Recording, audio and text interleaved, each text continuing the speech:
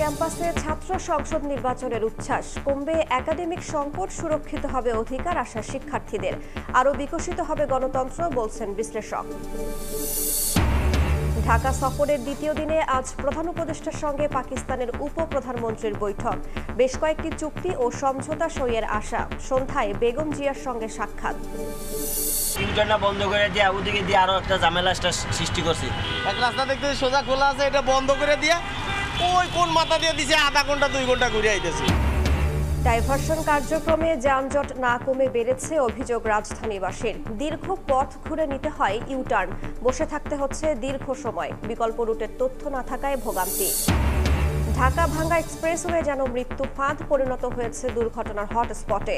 আগস্টের 21 দিনে 13টি দুর্ঘটনা, নিহত 10। প্রতিরোধে নেই প্রযুক্তির কার্যকরী ব্যবহার। এবং স্বল্প সুদে ঋণ দেওয়ার প্রলোভন দেখিয়ে 25 লাখ টাকা হাতিয়ে নিল প্রতারক চক্র। নেত্রকোনার বারহাট্টায় 1 সপ্তাহে অফিস সহ উধাও সমিতি। সমাজসেবায় মেলেনি সংগঠনটির নাম।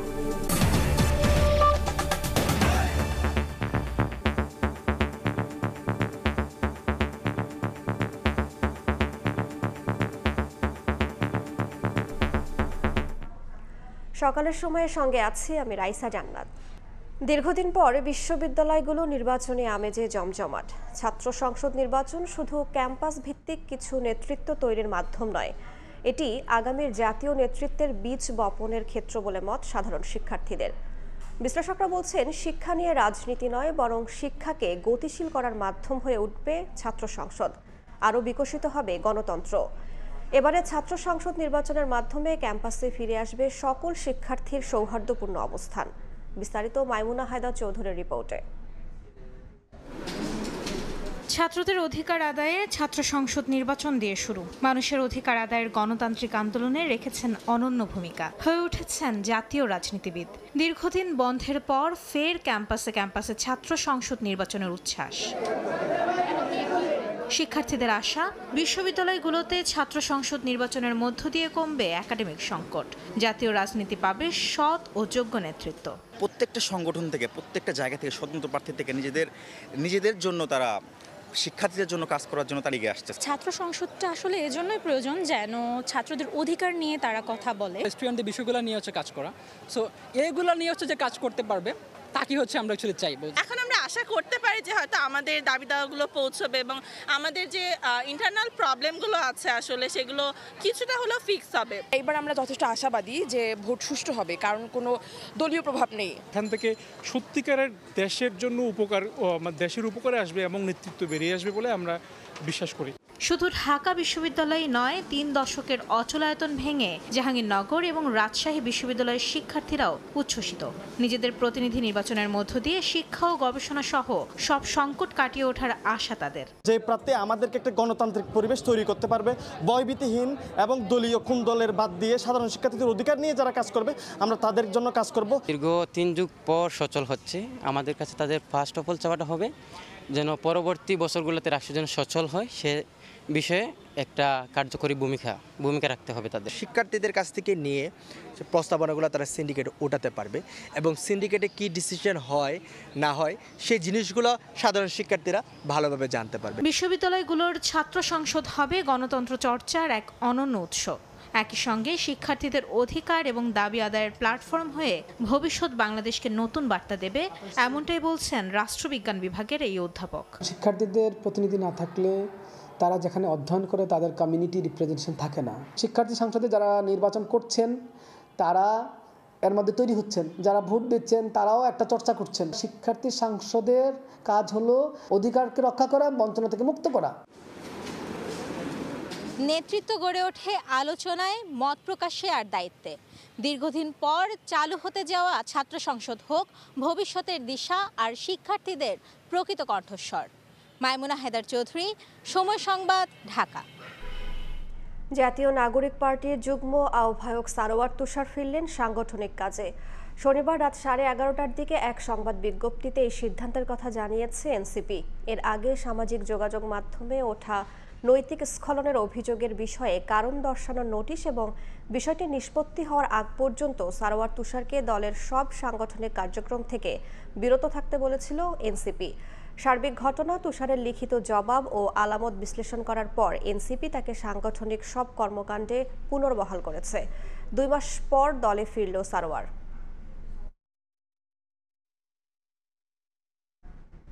ন্যূনতম বিএসসি ডিগ্রি না হলে নবম গ্রেডের কোনো ইঞ্জিনিয়ার পদে কাউকে নিয়োগ না দেয়া সহ 3 দফা দাবিতে আগামী 3 দিন সকল ক্লাস পরীক্ষা বর্জনের ঘোষণা দিয়েছেন বুয়েটের শিক্ষার্থীরা। শনিবার রাত 11টার দিকে বুয়েটের 3 শতাধিক শিক্ষার্থী বিক্ষোভ মিছিল বের করে।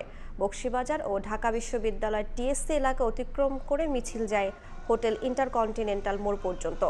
পরে শাহবাগে এসে শেষ হয়। সেখানে সংবাদ সম্মেলনে শিক্ষার্থীরা দাবি করেন ডিপ্লোমা ডিগ্রিধারীদের ইঞ্জিনিয়ার পদে চাকরি মেনে নেবেন না তারা। 10ম গ্রেডে ইঞ্জিনিয়ার পদে ডিপ্লোমাদের কোটা বাতিলের দাবিও ওঠে সেখানে। এ সময় বিএসসি ইঞ্জিনিয়ার ছাড়া কেউ যাতে ইঞ্জিনিয়ার পদ ব্যবহার করতে না পারে সেই দাবিও করেন তারা।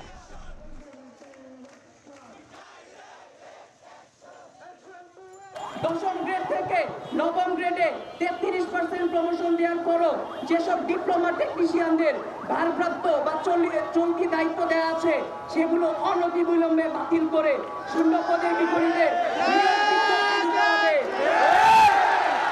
বিএসসি ইঞ্জিনিয়ারিং ডিগ্রি ব্যতীত কেউ নামের পাশে ইঞ্জিনিয়ার পদবি ব্যবহার করলে কঠোর আইনানুগ ব্যবস্থা গ্রহণ করতে হবে। ঢাকা সফরের দ্বিতীয় দিনে আজ প্রধান উপদেষ্টার সঙ্গে বৈঠক করবেন পাকিস্তানের উপপ্রধানমন্ত্রী ও পররাষ্ট্রমন্ত্রী ইসহাক দার। বৈঠকে বেশ কয়েকটি চুক্তি ও সমঝোতা সই হতে পারে। সন্ধ্যায় বেগম খালেদা জিয়ার সঙ্গে সাক্ষাৎ করবেন পাকিস্তানের উপপ্রধানমন্ত্রী।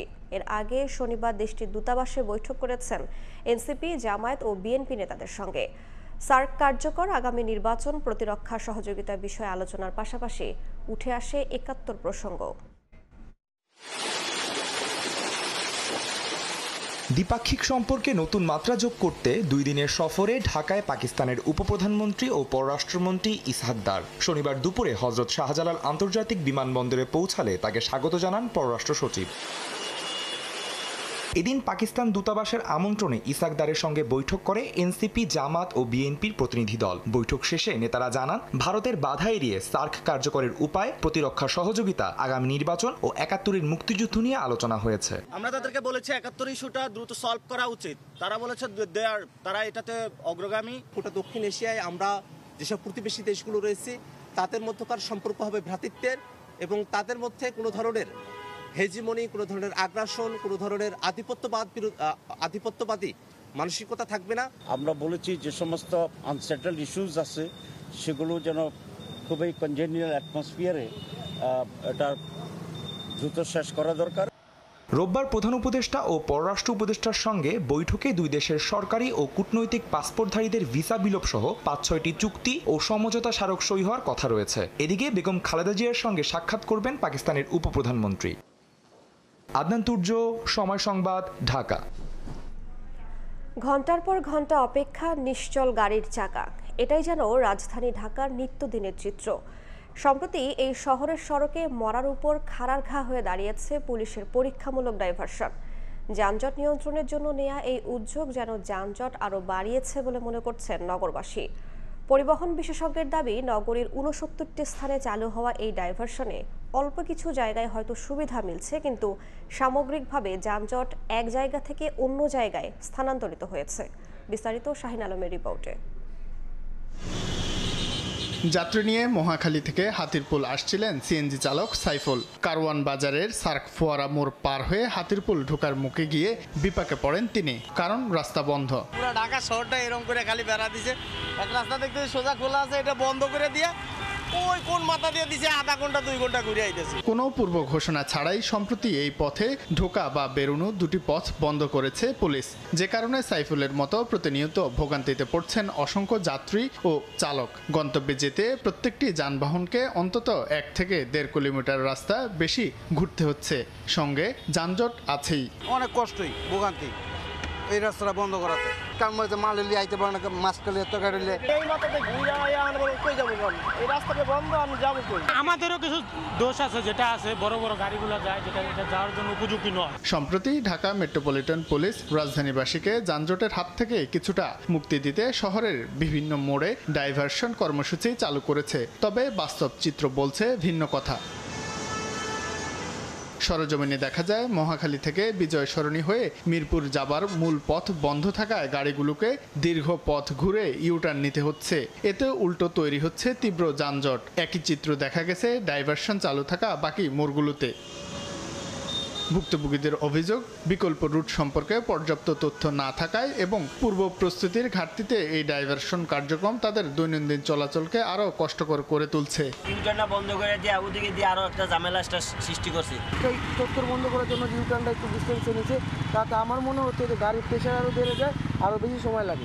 অনেক ঝামেলা জ্যাম হয়, এটা খোলা থাকলেই বেশি ভালো হয় আমাদের জন্য। এদিকে পুলিশ বলছে নগরবাসীর বৃহত্তর স্বার্থে পরীক্ষামূলকভাবে এইসব ডাইভারশন চালু করা হয়েছে। মূল উদ্দেশ্য হচ্ছে যানজটটা কমানো প্রথমত, দ্বিতীয়ত গাড়ির যে বর্তমান গতি সেটা আর একটু বৃদ্ধি করা এবং জনভোগান্তিটা কমানোর চেষ্টা। আর পরিবহন বিশেষজ্ঞের মতে ডাইভারশনের মাধ্যমে সমস্যা যদি এক জায়গা থেকে অন্য জায়গায় স্থানান্তর হয় তাহলে এটা ফলপ্রসূ কিছু বয়ে আনবে না। ইউটার্নের জায়গা পর্যাপ্ত আছে কিনা এবং সেখানে কোনো গাড়ি দাঁড়িয়ে আছে কিনা এগুলোকে বিবেচনায় আনতে হবে। আদারওয়াইজ দেখা যাবে যে শুধুমাত্র সেটা এক জায়গার সমস্যা অন্য জায়গায় শিফটের মতো ব্যাপারটা হয়ে যাবে। সম্প্রতি রাজধানীর 40টি গুরুত্বপূর্ণ মোড়ে পরীক্ষামূলকভাবে ডাইভারশন চালু করার পর আবার নতুন করে আরও 29টি মোড়ে ডাইভারশন চালু করেছে ডিএমপি। শাহিন আলম, সময় সংবাদ, ঢাকা। ঢাকা ভাঙ্গা এক্সপ্রেসওয়েতে যানবাহনের বেপরোয়া গতি ও আইন না মানার কারণে একের পর এক ঘটছে দুর্ঘটনা। দেশের প্রথম এই এক্সপ্রেসওয়েটি এখন দুর্ঘটনার হটস্পটে পরিণত হয়েছে। চলতি মাসের 21 দিনে 13 দুর্ঘটনায় নিহত হয়েছেন 10 জন। তবে দুর্ঘটনার রোধে নেই কার্যকরী ব্যবস্থা। নাসির উদ্দিন উজ্জ্বলের বিশেষ রিপোর্ট, ছবি তুলেছেন আবু সাইদ।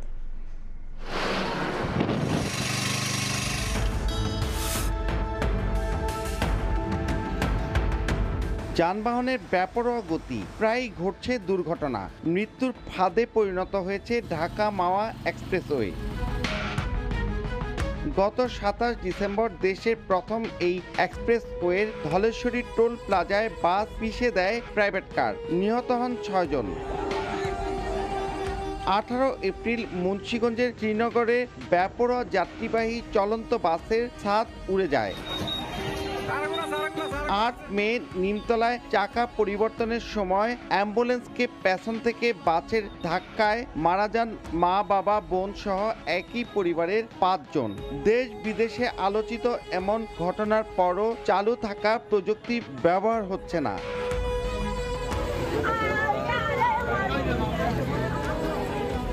সবশেষ 21 আগস্ট একই দিনে 2 দুর্ঘটনায় মৃত্যুর মিছিলে যুক্ত হয় আরও 6 জন। এছাড়াও একই মাসে আরও 11টি দুর্ঘটনায় প্রাণ হারান 4 জন, আহত হন অন্তত 20 জন।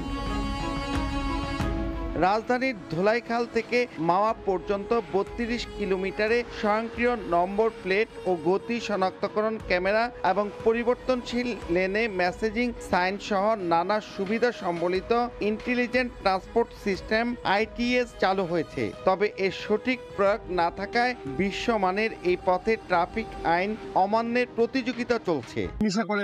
কিছু খায় পরে গাড়ি 100, 150, 120 এরকম টাকা করে। রাস্তাঘাটের লেন মাইনা চললে দেখা গেছে দুর্ঘটনার সংখ্যা একটু কমবে।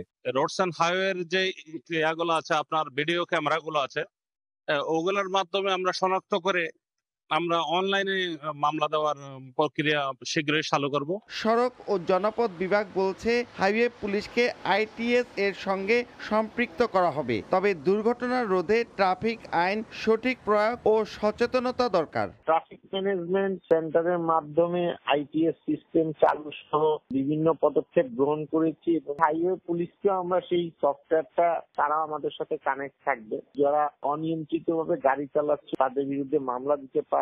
জুলাই মাসে দুর্ঘটনা হয় 18টি। সরকারি তথ্য মতে এই এক্সপ্রেসওয়ে চালুর পর প্রায় 3 বছরে 1303টি দুর্ঘটনায় প্রাণহানি হয়েছে 184 জনের। আর চলতি আগস্ট মাসের 21 দিনে 13 দুর্ঘটনায় নিহত হয়েছেন 10 জন। মুন্সিগঞ্জের হাসারা থেকে নাসির উদ্দিন উজ্জ্বল, সময় সংবাদ। স্বল্প সুদে ঋণ দেওয়ার প্রলোভনে নেত্রকোনার বারহাট্টায় অন্তত 5টি গ্রাম থেকে প্রায় 25 লাখ টাকা হাতিয়ে নেওয়ার অভিযোগ উঠেছে। এমনকি অভিযুক্ত গণজাগরণ সমাজ কল্যাণ সংস্থা নামে কোনো এনজিও তালিকাভুক্ত নয় বলে নিশ্চিত করেছে সমাজসেবা অধিদপ্তর। আর পুলিশ বলছে অভিযোগ পাওয়ার পর বিষয়টি তদন্ত শুরু করা হয়েছে। আলপনা বেগমের পাঠানো তথ্য ও আবু সুফিয়ানের ছবি নিয়ে রিপোর্ট।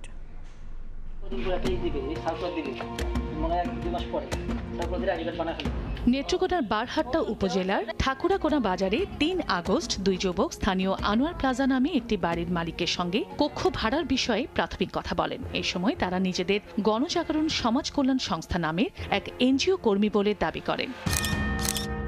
3 থেকে 6 আগস্ট তারা ওই গ্রামের বিভিন্ন মানুষের সঙ্গে কথা বলে সংস্থার নানা প্রলোভন দেখান। ছাড়িপোড়া, বাউসি, বাইশদার, কদম দেউলি সহ 5টি গ্রামে 25টি সমিতি গঠন করে তারা। এলাকাবাসী জানান স্বল্প সুদে ঋণ বিতরণের কথা বলে জামানত হিসেবে প্রত্যেকের কাছ থেকে গড়ে 11,000 টাকা করে নেয় ওই যুবকেরা। 10 আগস্ট জামানতের বিপরীতে ঋণের টাকা বিতরণের কথা থাকলেও গা ঢাকা দেন তারা। এর মধ্যে অন্তত 25 লাখ টাকা জমা দেন গ্রামবাসী। প্রতারণার বিষয়টি বুঝতে পেরে তারা বারহাট্টা থানায় লিখিত অভিযোগ করেন। 2 জন লোক আসলো, 1 লাখ করে টাকা দিব, 1 বছরে 10,000 টাকা সুদ দিলেই হবে। গরম করছি 16,100 টাকা জমা দিছি, আমার 3 লাখ টাকা দিব রবিবারে। সন্ধ্যার সময় হেরা উদাও। এদিকে আনোয়ার প্লাজায় ভাড়ার বিষয়ে প্রাথমিক কথা বলার পর আর মালিকের সঙ্গে দেখা করেনি অভিযুক্তরা। সমিতি আসছিল, এখানে ভাড়ার কথাবার্তা চলছিল, এখনো তারা বায়নাপত্র করে নাই। জেলা সমাজসেবা অধিদপ্তর বলছে গণজাগরণ সমাজ কল্যাণ সংস্থা নামে কোনো এনজিও তাদের তালিকাভুক্ত নয়। আর পুলিশ বলছে অভিযোগ পাওয়ার পর বিষয়টির তদন্ত করা শুরু হয়েছে। এই সংগঠনটা আমাদের নেত্রকোনা জেলা অবস্থিত নয়, যদি সমাজ নিবন্ধন সংস্থা হয়ে থাকে সেক্ষেত্রে অবশ্যই আমরা খতিয়ে দেখব তাদের গঠন তাদের কার্যপরিধি কী রয়েছে এবং তারা কী কাজটা করতে পারে।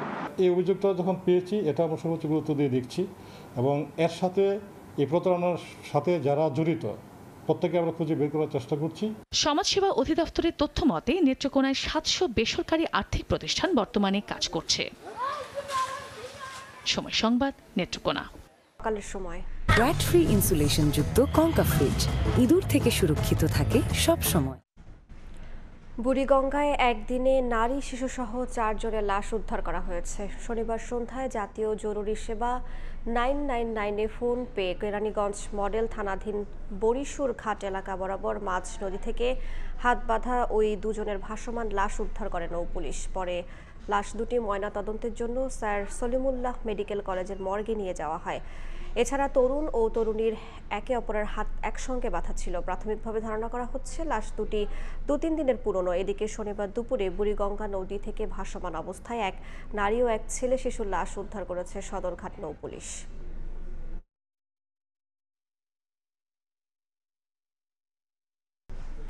এক বছর আগেও শেয়ার বাজারে ব্যাংকের তেমন কোনো উপস্থিতি ছিল না। সেখানে গত 3 মাসে সর্বোচ্চ লেনদেনে থাকা 5টি প্রতিষ্ঠানের মধ্যে রয়েছে বাণিজ্যিক 2টি ব্যাংক।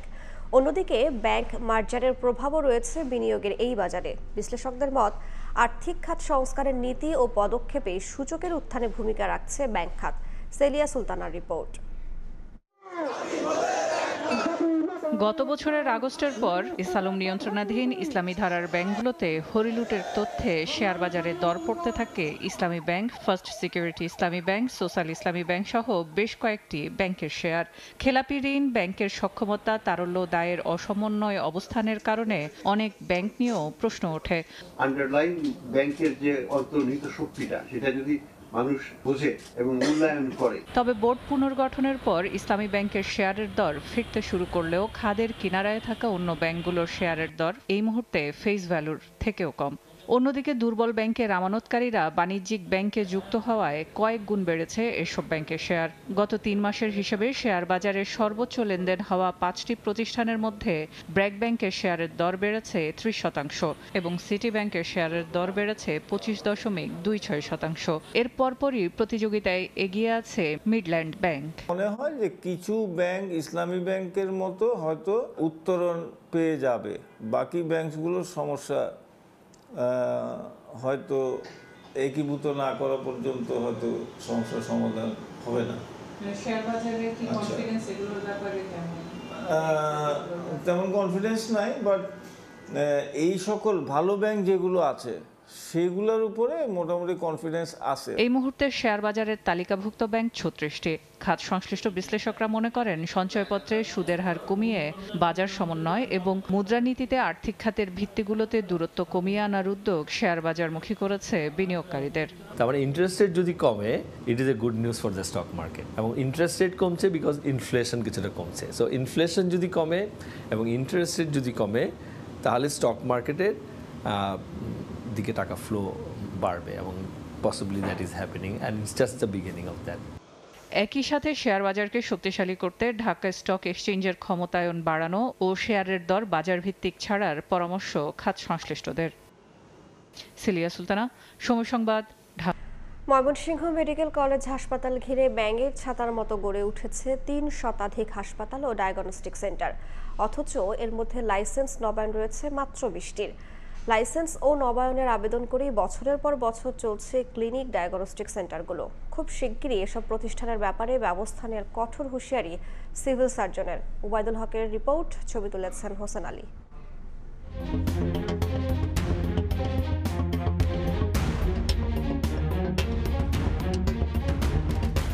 গত 13 আগস্ট ময়মনসিংহ নগরীর ব্রাহ্মপল্লী এলাকায় অভিযান চালায় র্যাবের ভ্রাম্যমাণ আদালত। অভিযানে 8টি বেসরকারি হাসপাতাল ও ডায়াগনস্টিক সেন্টারকে 7,10,000 টাকা জরিমানা ও 8 জনকে জেল দেয়া হয়। অব্যবস্থাপনা, অস্বাস্থ্যকর পরিবেশ এবং লাইসেন্স না থাকায় প্রতিষ্ঠানগুলো বন্ধ রাখার নির্দেশ দেন ভ্রাম্যমাণ আদালত।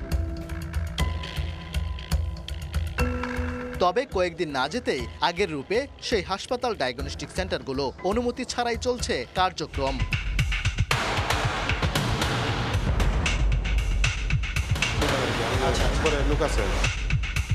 র্যাবের অভিযানের সময় টের পেয়ে এই হাসপাতালটির সকল কর্মকর্তা এবং স্টাফ ভেতরে রোগী রেখে গেটে তালা দিয়ে পালিয়ে যায়।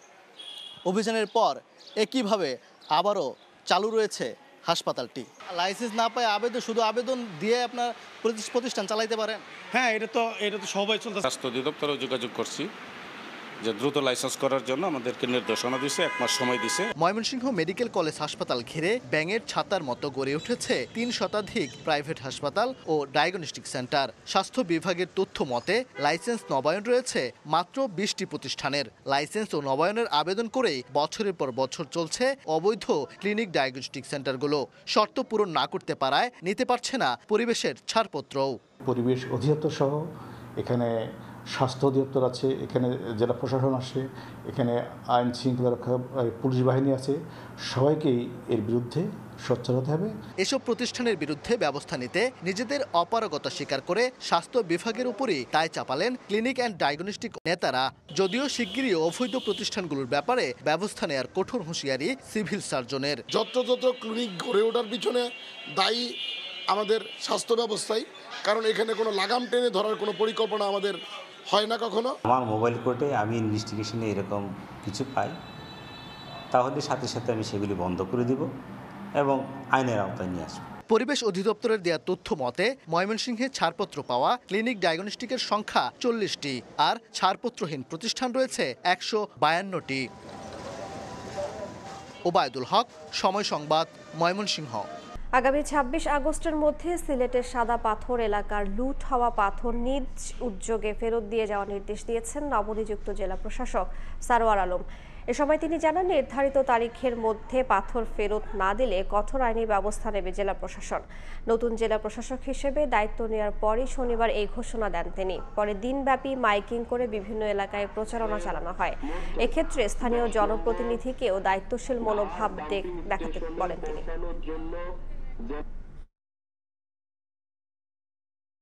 এখনো তো অনেকের কাছে পাথরগুলি আছে, তো যাদের কাছে পাথর আছে এটা স্বেচ্ছায় নিজ দায়িত্বে নিজের ব্যবস্থা করে নিজের ট্রাক ধরে উৎসমুক্ত রেখে আসবে গোলাগঞ্জে। যদি এই 26 তারিখের মধ্যে যদি আপনার না থাকে, মানে না করে এইটা 26 তারিখের পরে আমরা যাদেরকেই পাবো, যার কাছে পাবো, মামলা হবে, জেল জরিমানা হবে।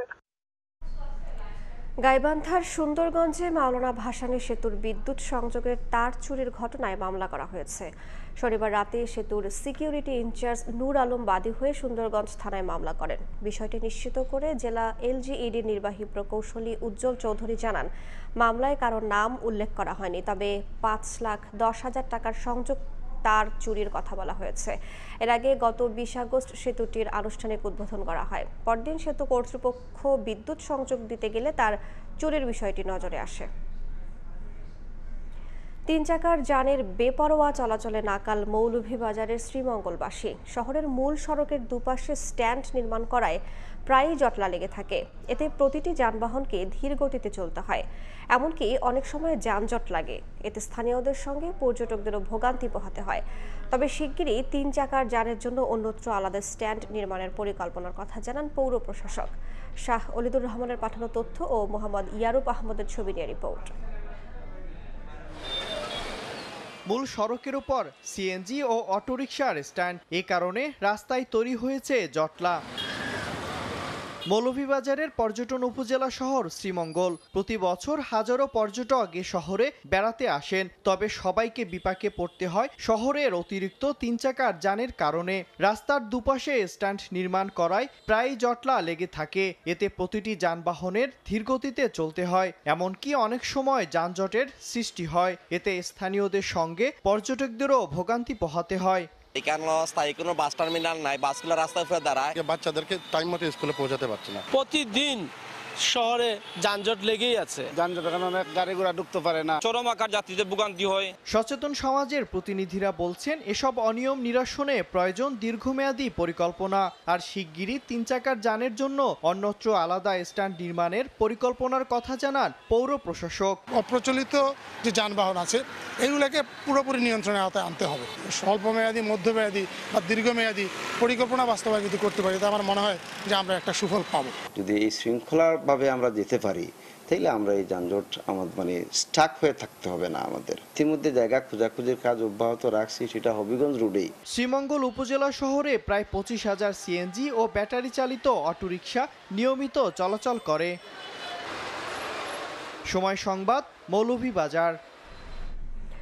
সংস্কার না করায় চলাচল অনুপযোগী হয়ে পড়েছে হবিগঞ্জ পৌরসভার নারায়ণপুর জালাবাদ সড়ক। পুরো রাস্তা জুড়ে খানাখন্দ, কোথাও দেবে গেছে মাটি। বৃষ্টির পানিতে সৃষ্টি হয়েছে জলাবদ্ধতা। এতে ভোগান্তিতে স্থানীয় 4টি গ্রামের বাসিন্দারা।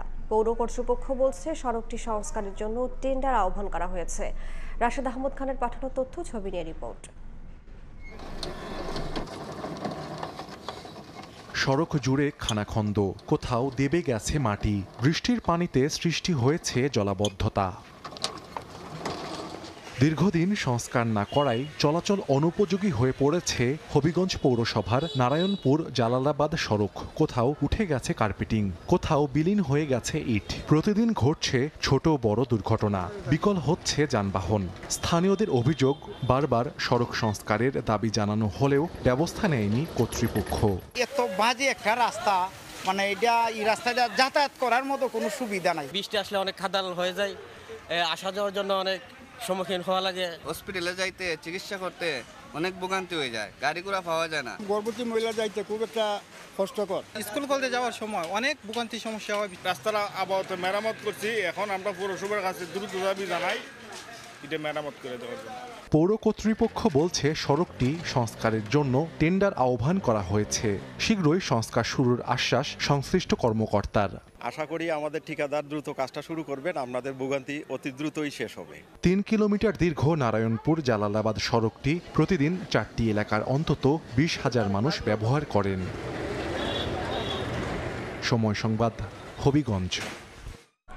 টানা কয়েক সপ্তাহের বৃষ্টিতে সৃষ্টি হয়েছে জলাবদ্ধতা। সবচেয়ে বেশি দুর্ভোগ পোহাতে হচ্ছে পৌরসভার 10 নম্বর ওয়ার্ডে প্রতিষ্ঠিত জামালপুর আঞ্চলিক কৃষি গবেষণা কেন্দ্রের ফসল ও শত একর জমি ক্ষতিগ্রস্ত হয়েছে গবেষণার ফসল। বাসভবনে পানি আটকে থাকায় দুর্ভোগে রয়েছেন কর্মচারীরাও। ব্যবস্থা নেওয়ার আশ্বাস পৌর কর্তৃপক্ষের। জাহাঙ্গীর আলমের তথ্য, আবুল কালাম আজাদের ছবি নিয়ে রিপোর্ট। পুরো বর্ষা মৌসুমে জলের সঙ্গে বসবাস। গত 5 বছর ধরে এমন ভোগান্তি। বছরের অর্ধেক সময়ই জলাবদ্ধতার কবলে জামালপুর আঞ্চলিক কৃষি গবেষণা কেন্দ্র। পানিতে তলিয়ে ৭৫ একর জমির চীনাবাদাম, ধান, লাউ, করলা ও পেঁপে গাছের ক্ষতি হয়েছে। একই কারণে ৫০ একর জমিতে আবাদ করা সম্ভব হচ্ছে না। এছাড়া গবেষণা কেন্দ্রের বাসভবনে পানি আটকে থাকায় নোংরা পানি মারিয়ে চলাচল করতে হয় কর্মকর্তা কর্মচারীদের। শাকসবজি অনেক ক্ষতি হয়েছে, অফিসের আশেপাশে পানি তলিয়ে গেছে, বাচ্চাদের নিয়ে স্কুলে যাতায়াত এবং হাটঘাট বাজার অফিস করার সমস্যা। ঘরের ভিতরেও পানি, গোসল করতে অসুবিধা হচ্ছে, টয়লেটে যাইতে অসুবিধা হচ্ছে, পানি পারানোর পরে হচ্ছে পায়ের ভেতর ঘা হইতেছে, তারপরে বাসায় সাপ ঢুকতেছে, অনেক সমস্যা। ছোট ছোট পোলাপান আছে যারা হচ্ছে বাইরে বেরোতে পারতেছে না। পৌরসভার অপরিকল্পিত ড্রেনেজ ব্যবস্থা ও পানি নিষ্কাশনের কোনো ব্যবস্থা না থাকার কারণে এই জলাবদ্ধতা, অভিযোগ গবেষণা কেন্দ্র সংশ্লিষ্টদের। তবে পৌর কর্তৃপক্ষ বলছে পানি নিষ্কাশনের জন্য ব্যবস্থা নেওয়া হচ্ছে। আমাদের স্টাফেরা সাপ নিয়ে আতঙ্কে আছে, এরা বাসা থেকে বাইরে বের হতে পারে না, তাতে অফিস করার ব্যাঘাত সৃষ্টি হচ্ছে। যে পানিগুলো জমেছে সেগুলো কিভাবে দ্রুত অপারেশন করা যায়, আমি ইঞ্জিনিয়ার দপ্তর সহ সকলকে নিয়ে বসতেছি এবং আমরা পরামর্শ করে দেখছি যে আমাদের সহ অথবা কোথাও যদি কেটে দিতে হয় আমরা সেটাও কেটে দিব। আমরা আমাদের টিম নিয়ে সেখানে আমরা যাব। কৃষির চাহিদা ও গবেষণা পরিচালনার জন্য ১৯৭৬ সালে প্রতিষ্ঠা করা হয় জামালপুর আঞ্চলিক কৃষি গবেষণা কেন্দ্র। পৌরসভাকে প্রতি বছর গড়ে ৯ লাখ টাকা করে কর দেয় প্রতিষ্ঠানটি। সময় সংবাদ, জামালপুর। মানের খবর।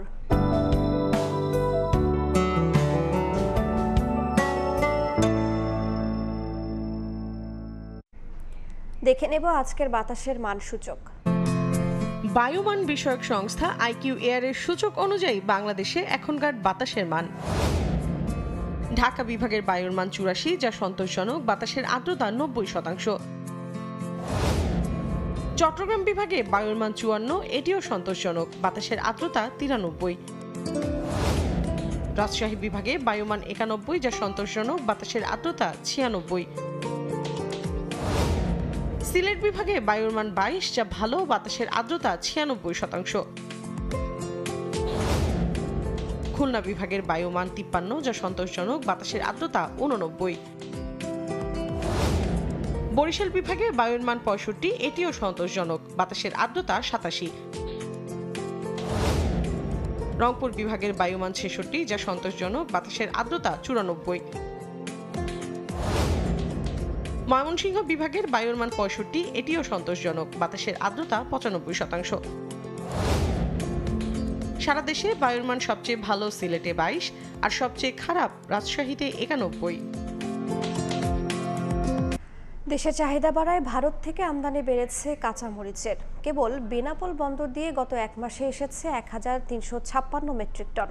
তবে দাম না কমায় ক্ষোভ প্রকাশ করেছে ক্রেতারা। বিক্রেতারা বলছেন চাহিদা যোগানের উপর নির্ভর করে দাম নির্ধারণ করছেন তারা। বেনাপোল প্রতিনিধি আজিজুল হকের তথ্য ও শাওন হোসেনের ছবিতে রিপোর্ট। বৃষ্টি বর্ষায় কখনো কখনো সরবরাহে টান পড়ে বাজারে বেড়ে যাচ্ছে কাঁচা মরিচের দাম। যোগান বাড়িয়ে দাম কমাতে ভারত থেকে গেল ১২ জুলাই থেকে বেনাপোল বন্দর দিয়ে মরিচ আমদানি করছেন ব্যবসায়ীরা। ২০ আগস্ট পর্যন্ত এসেছে ১৩৫৬ মেট্রিক টন। তবে দেশের বাজারে দাম কমাতে পারছে না ভারতীয় মরিচও। গত মাসে প্রতি কেজি যেখানে বিক্রি হয়েছে ৮০ থেকে ১০০ টাকায়, বর্তমানে তা বেড়ে দাঁড়িয়েছে ২৮০ থেকে ৩০০ টাকায়। অথচ আমদানির নথি বলছে সব খরচ মিলিয়ে বেনাপোল বন্দর পৌঁছাতে প্রতি কেজির দাম পড়ছে সর্বোচ্চ ৮০ থেকে ৮৫ টাকা। বাজারে অনেক বেশি দামের কারণ হিসেবে নানা ব্যাখ্যা দাঁড় করাচ্ছেন আমদানিকারকরা। বলছেন হাত বদলেই বাড়ছে দাম। পেঁয়াজ এবং কাঁচামরিচ আমদানি করা হচ্ছে, সেই দামের উপর নির্ধারণ করে বাজারের দর নির্ধারণ করা হয়, তাহলে সাধারণ মানুষ অনেক কম দামে ক্রয় করতে পারবে। দাম কমছে না, আমাদের কিনতে কষ্ট হচ্ছে। ২ থেকে ৩ হাত বদল হলে তখন মনে করেন যে সেটা দাম বেড়ে যায়। বৃষ্টি হওয়ার কারণে বাংলাদেশে মরিচ হচ্ছে না, উঠাইতে পারতেছে না, এই জন্য জাল আমদানি করতে হইতেছে। ভারত থেকে মরিচ আমদানি হচ্ছে খুবই কম, যার কারণে ২২০ টাকা থেকে ২৮০ টাকা পর্যন্ত মরিচের দাম বৃদ্ধি পাইছে। আমদানি বাড়লে দাম কমে আসবে, তাই বাড়ছে আমদানিও। চাহিদা বাড়ায় বেনাপোল বন্দর দিয়ে মরিচের আমদানি বেড়েছে। এটা খাওয়ার উপর মান পরীক্ষা করে আমরা দ্রুত ছাড়করণের ব্যবস্থা করব। কৃষি মন্ত্রণালয়ের তথ্য, দেশে প্রতি বছর কাঁচা মরিচের চাহিদা প্রায় ১৫ লাখ মেট্রিক টন। স্থানীয়ভাবে উৎপাদিত হয় ১৪.৫ লাখ টনের বেশি। সময় সংবাদ, বেনাপোল। বাগেরহাটে 4টি আসন পুনর্বহালের দাবিতে সর্বদলীয় সম্মিলিত কমিটি সকাল 8টা থেকে বিকেল 4টা পর্যন্ত অবরোধ কর্মসূচি পালন করছে। এতে বন্ধ রয়েছে দূরপাল্লার যানবাহন এবং দোকানপাট। এ বিষয়ে বিস্তারিত জানাতে শহরের বাস স্ট্যান্ড এলাকায় আছেন সহকর্মী আলী আকবর টুটুল। সরাসরি যাচ্ছি তার কাছে।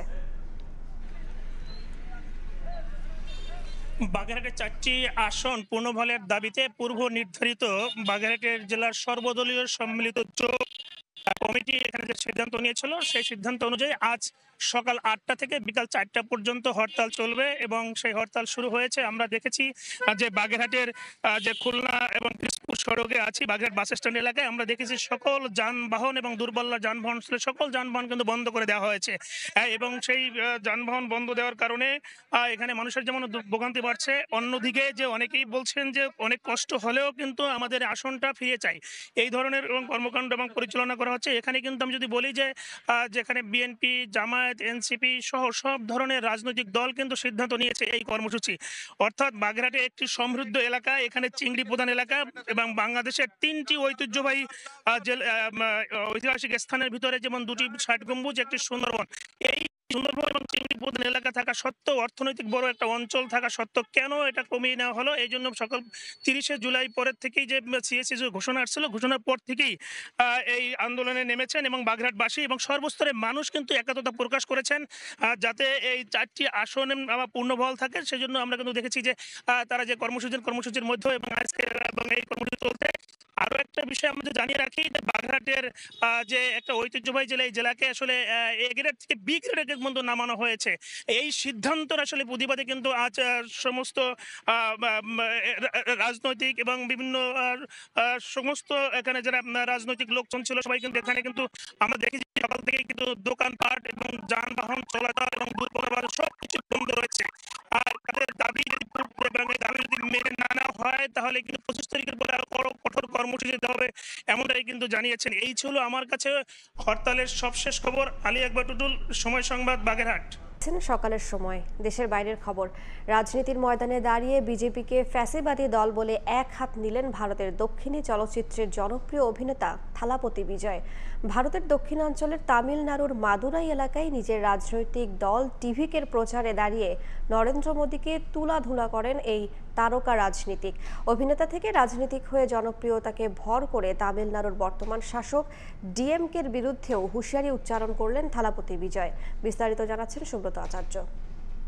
ஒரு சிங்கம் எப்போ எதனையும் பெக்யூலியர் தான். வெகு ஜனம் மக்கள் படை உங்களுக்காக சேவை செய்ய உங்க விஜய் நான் வரேன்। গেল বছর ফেব্রুয়ারিতে অভিনয়ের পাশাপাশি সক্রিয় রাজনীতিতে যোগ দেন ভারতের দক্ষিণী চলচ্চিত্রের সুপারস্টার থালাপতি বিজয়। গড়েন টিভিকে নামে নিজের একটি রাজনৈতিক দলও।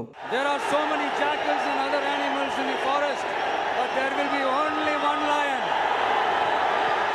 আগামী বছর তামিলনাড়ুর বিধানসভা নির্বাচন, মূলত নিজের দলের হয়ে খুঁটি সাজাতেই বিধানসভার গুরুত্বপূর্ণ এলাকায় নিয়মিত রাজনৈতিক সভা করছেন তিনি। দুদিন আগে মাদুরায়ে ছিল তার এমনই একটি শোডাউন।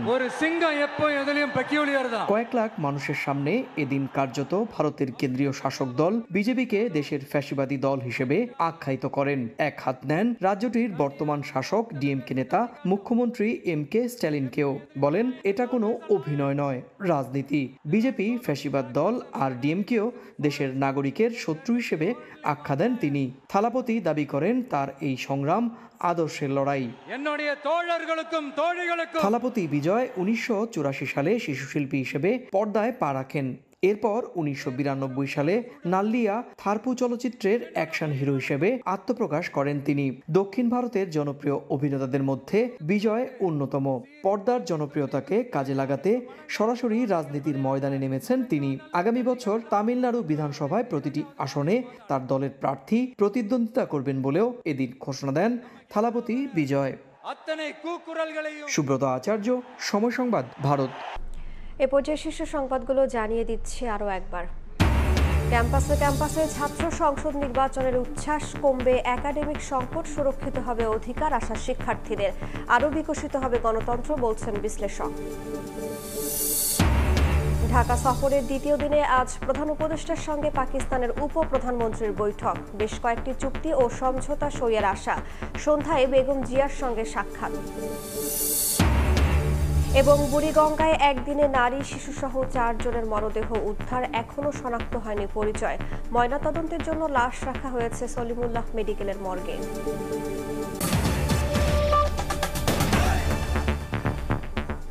এই ছিল সকালের সময়, সঙ্গেই থাকুন সময়ের।